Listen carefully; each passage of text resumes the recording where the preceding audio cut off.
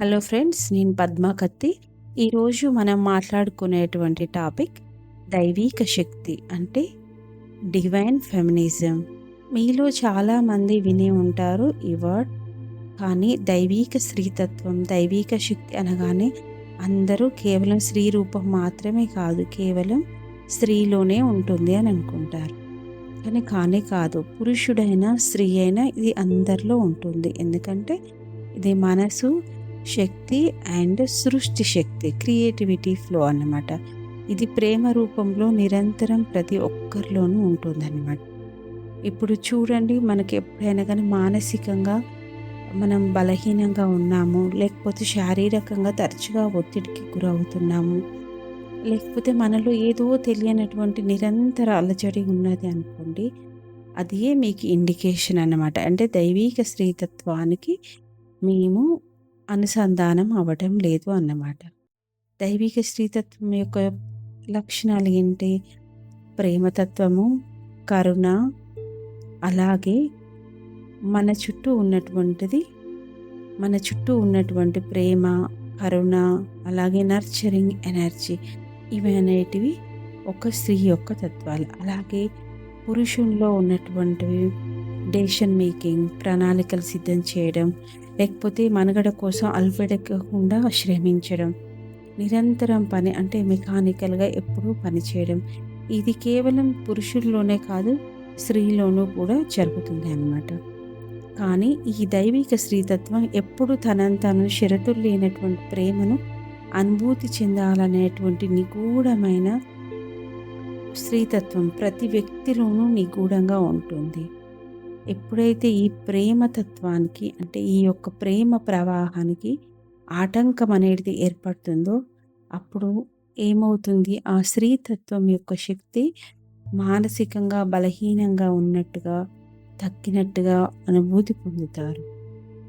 ఎందువల్ల అంటే స్త్రీలైనా కానీ ఎక్కువగా పని చేయడం, అంటే తన గురించి ఆలోచించుకోకుండా మెకానికల్గా పనిచేయడం, డెసిషన్ మేకింగ్. అలాగే పురుషుడు కూడా తన గురించి ఆలోచించుకోకుండా ప్రణాళికలు సిద్ధం చేయడం, మనుగడ కోసం అలుపు లేకుండా శ్రమించడం, ఇలాంటి వాటి ద్వారా ఈ ప్రేమ ప్రవాహం తగ్గుముఖం అనేది పడుతుందన్నమాట. సో ఫ్రెండ్స్, ఈ ప్రేమ యొక్క ప్రవాహాన్ని చిన్న ఎగ్జాంపుల్తో పాటు నేను మీకు చెప్తాను. ఈ దైవికమైనటువంటి అనుసంధానం ఎలా ఉంటుంది అంటే, ప్రతి ఒక్కరిలో శాంతి, ప్రేమ, ఆప్యాయత, ప్రకృతి పట్ల మనకున్నటువంటి అనురక్తత అన్నీ దీనిలోనే వస్తాయి.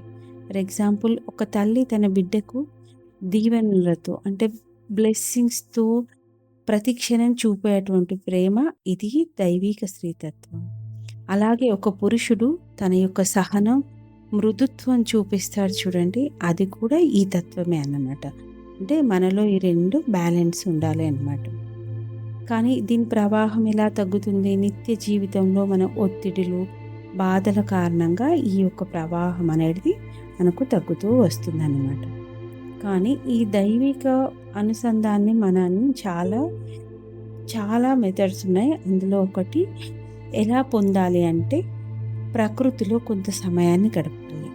అంటే మీరు ఏ పని చేస్తున్నా కానీ కొద్దిసేపు మీ మైండ్ అనేది కంప్లీట్గా ప్రకృతితో పాటు, అంటే షరతులు లేనటువంటి ప్రేమను మనం యాక్టివేట్ చేస్తాం. కాబట్టి ముందుగా మనం కూడా దైవిక స్త్రీతత్వాన్ని ప్రతి ఒక్కరూ అనుభూతి చెందాలి. చెట్లతో, పక్షులతో, మేఘాలతో. ఉదాహరణకి, మీరు వాకింగ్ చేస్తున్నారు, పక్షుల యొక్క స్వరం వింటూ ఒక్క నిమిషం కళ్ళు మూసుకోండి. లేకపోతే కేవలం ఆ స్వరాన్ని మీ యొక్క ఇయర్స్ ద్వారా మీ యొక్క హృదయ అంతరంగాల్లోకి తీసుకెళ్ళండి. అలాగే ప్రేమ, బాధ, ఆనందం అన్నీ మనం వ్యక్తపరచడం, అంటే సప్రెస్ చేయకపోవడం అన్నమాట.